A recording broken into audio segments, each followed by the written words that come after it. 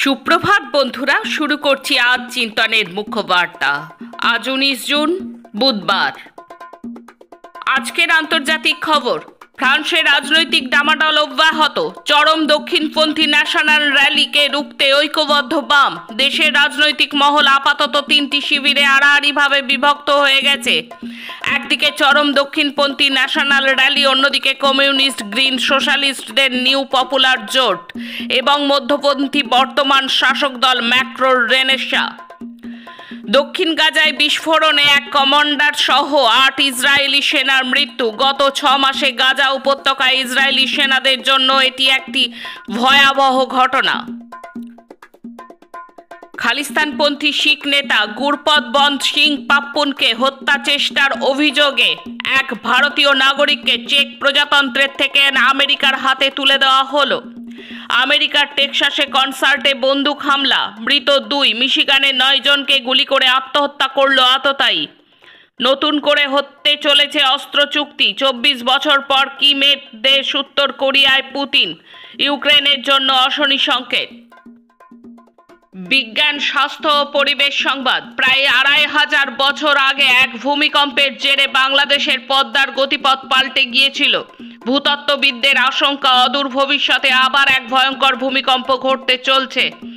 ভারত, বাংলাদেশ, বার্মার প্রায় 15 কোটি মানুষের ক্ষতিগ্রস্ত হওয়ার সম্ভাবনা। বদলে যাবে গঙ্গা, মেঘনা, ব্রহ্মপুত্রের গতিপথ।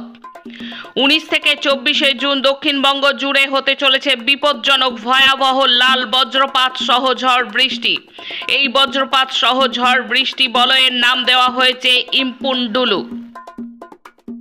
দেশ ও রাজ্যের খবর। বিধানসভা অধিবেশনের পরেই অজিত পাওয়ারের শিবির ছাড়বেন 19 বিধায়ক। এনসিপি নেতার দাবি ঘিরে চাঞ্চল্য। অজিতের বাড়িতে গভীর রাতে শিন্ডে, ফাড়নবিস। মহারাষ্ট্রের বিজেপির জোট সরকারের সংকট। 24 লাখ শিক্ষার্থীর ভবিষ্যৎ নিয়ে ছিনিমিনি। নরেন্দ্র মোদী চুপ কেন, প্রশ্ন রাহুল গান্ধীর। দিল্লি, রাজস্থান, উত্তরাখণ্ড, হিমাচল গরমে পুড়ছে। কোথাও কোথাও 50 ডিগ্রি ছুঁই কাজ করছে না এসিও। উত্তরপ্রদেশের সিনেমা হলে শর্ট সার্কিট, পুড়ে ছাই গোটা সিনেমা হল। মোদির রাজত্বে গত 4 বছরের লাইনচ্যুত 1127। রেলের সুরক্ষায় একাধিক ত্রুটি ও গাফিলতির কথা উল্লেখ করে আগেই রিপোর্ট দিয়েছিল ক্যাগ। বিহারে উদ্বোধনের আগেই হুড়মুড়িয়ে ভেঙে পড়ল 12 কোটি সেতু। বৃষ্টির শুরুতেই আসামে বন্যা পরিস্থিতি, ক্ষতিগ্রস্ত 1 লক্ষের বেশি মানুষ। রাজস্থানে ক্ষমতায় এসেই বিজেপি সরকার বন্ধ করে দিচ্ছে একের পর এক জনমুখী কাজের প্রকল্প। তীব্র বিরোধিতা করে পথে আমরা রাম। মাঝরাতে আগুন লেগে পুড়ে ছাই হয়ে গেল ডুয়ার্সের ঐতিহ্যবাহী হলং বন বাংলো। কেশপুরে আশাকর্মীকে নির্যাতন, অভিযুক্ত তৃণমূল নেতার শাস্তির দাবিতে চলছে বিক্ষোভ। খরচ লক্ষ লক্ষ টাকা, যাত্রী হাতে গোনা। রাত 11টায় ট্রেন চালানোয় ইতি টানল কলকাতা মেট্রো। এখন খেলার খবর। ফের সোনার ছেলের সোনা জয়। প্যারিস অলিম্পিকের 1 মাস আগেই জ্যাভলিন ছুড়ে ফের সোনা জিতে নিলেন নীরজ চোপড়া। মঙ্গলবার রাতে ফিনল্যান্ডে পাভো নুরমি গেমসে সোনার দুটি ছড়ালেন তিনি। তবে এবারও অধরা পাখির চোখ 90 মিটার 85.97 মিটারের সীমা ছুঁয়েই থামতে হলো তাকে। অস্ট্রিয়ার বিপক্ষে ম্যাচ দিয়ে নিজেদের উয়েফা ইউরো অভিযান শুরু করল ফ্রান্স।